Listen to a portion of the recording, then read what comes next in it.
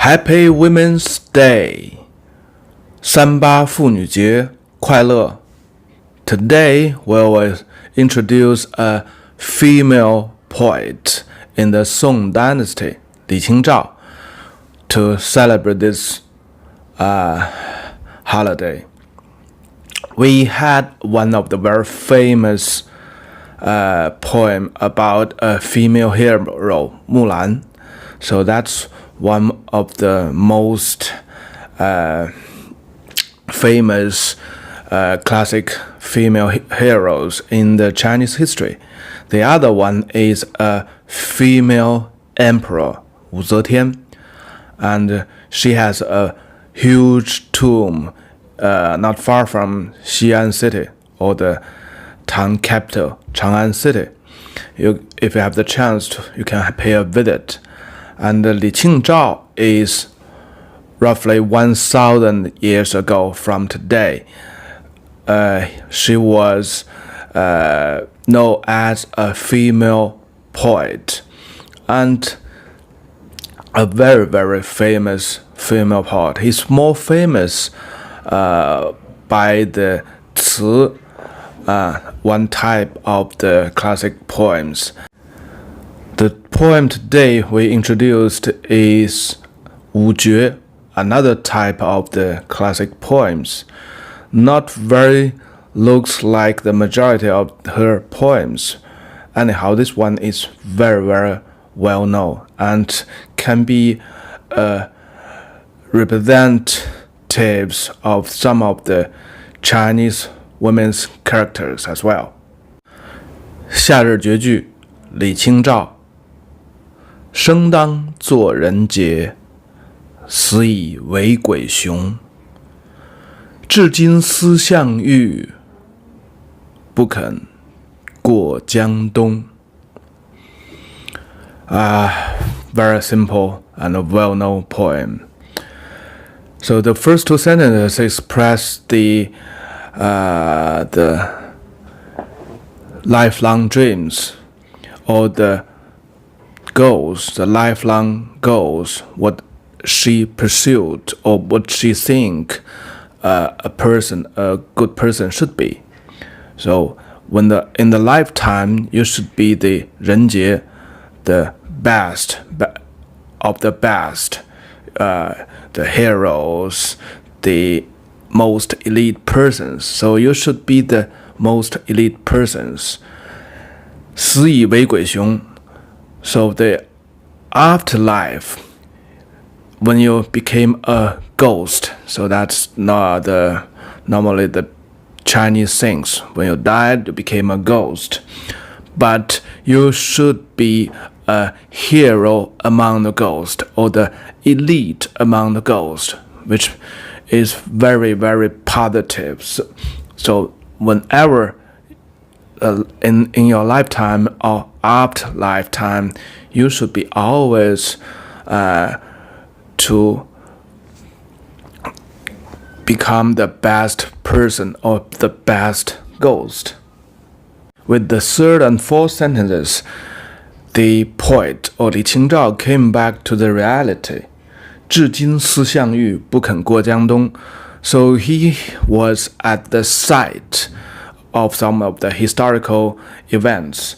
So at this site, she thought of a very, very big hero in the Qin dynasty, who was the leader to remove or to defeat the Qin dynasty and make it another new world.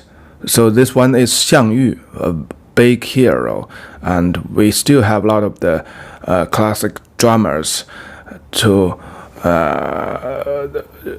tell the story of Xiang Yu. And so he thought about the big hero Xiang Yu. He don't want to cross the river and go to the other side. Well, the other side is Jiangdong, because at this area, the Yangtze River, Jiang is always refers to the Yangtze River. The Yangtze River goes to the from the south to the north. So each side, one is on the east side, and the other is on the west side. So the Xiangyu doesn't want to go to the east side, which is his hometown. So the situation is Xiangyu defeated the Qing dynasty, and he was the big brother of the whole country at the time. But not for long, Liu Bang, the first emperor of the Han dynasty, at that time he's not the emperor of the Han dynasty. There's no Han dynasty yet.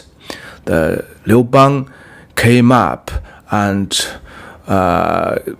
tried to defeat Xiangyu, and after several years of wars, Liu Bang defeated Xiangyu, and Xiangyu was withdraw and was defeated and running. And when he get to the place, to the Yangtze River, the west side of the Yangtze River, he thought about all the glories and all the brothers and his people. Most of them was dead, and he didn't go across the Yangtze River, go to the hometown of him, where he could be for a couple of years. He can reunion his folklores to make a new army and come back to battle with Liu Bang. So that's the common sense of the most people. And he didn't get on the boat. There's a boat on the side the Yangtze River. He want to send Xiangyu to the east side, Jiangdong. But Xiangyu refused, and he go back and to battle with the Liu Bang's army, and he was killed finally because he almost alone, and the Liu Bang's army was a big, huge army with so many peoples, and the very, very famous Chinese history book 史记 by Sima Qian, he has a very vivid description of these events. 不肯过江东, and Xiangyu go back, turn back to battle with Liu Bang's army. And because the writer of the 史记 Sima Qian, his daughter married with the generals who killed Xiangyu. He started married with the son of the generals who killed Xiangyu. So he must get the first source of the information of that event. So that's a very, very famous event among the classic Chinese intellectuals. And 史记 by Sima Qian is almost the best examples how to write literatures, how to write articles. So in the ancient Chinese time, there's basically two categories of literatures. One is articles, the other is poems. And so you should learn, if you want to learn to write articles, you definitely will read the 史记. So the poet Li Qingzhao, the female poet Li Qingzhao, actually he's crossing the Yangtze River not far, or maybe at the site where Xiangyu, the events happens, and Xiangyu turn back. And here, why Li Qingzhao came to this site has this very, very strong and masculine voice in this poem is because of the situation of the time being. Li Qingzhao was born in a well-off scholar families, and his father was a high-ranking official as well. And he has had a very good life in the capital city of Song Dynasty in Kaifeng today, and the old name is Bianliang City in Henan province today. And in the Middle Age, around 40, the Song Dynasty was conquered. The north part of the Song Dynasty was conquered by another country, the Jin country, and so all the people withdraw to the South China. So Li Qingzhao was on the runaway trips from the Bianliang to the South China, cross Yangtze River. So the situation is a very sad mood because the country was defeated and the emperor was even captured by the Jin country, Jinguo. So all the people, especially the elite people, the scholars, feel so sad and embarrassed, so they are still on a miserable life on the runaways. And so that's why a female poet like Li Qingzhao writes such a strong and masculine poet. And so from this poet also you can see the female, the Chinese females, they also has a lot other very endurable and strong characters. Just imagine in the ancient time, the females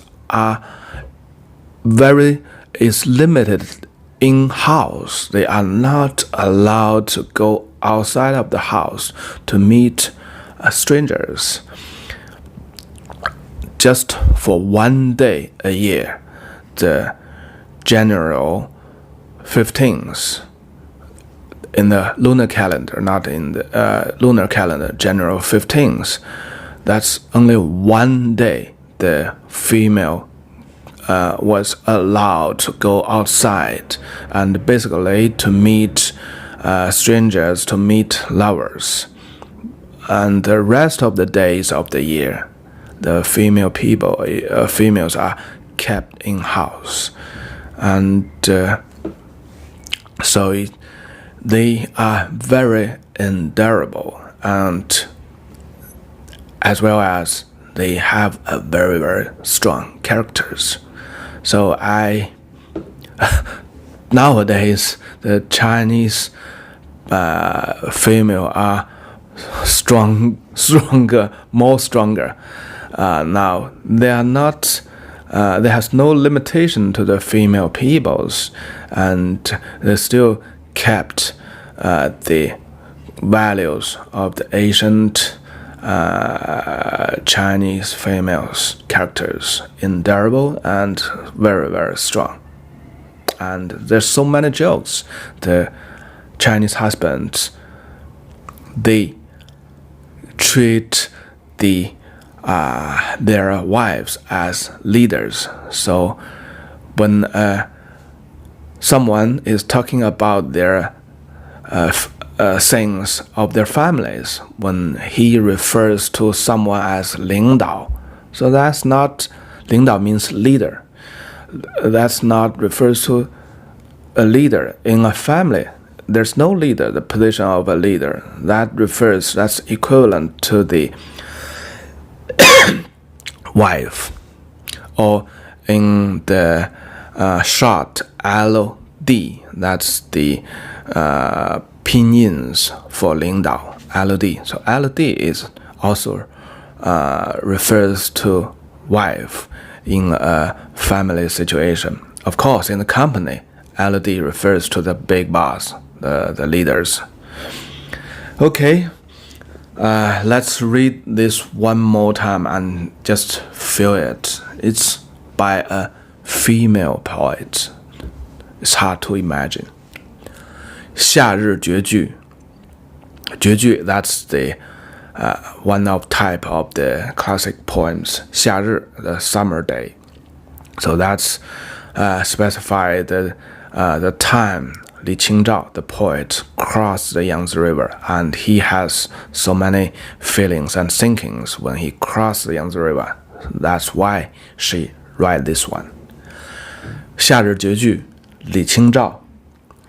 生当作人杰，死亦为鬼雄。至今思项羽，不肯过江东。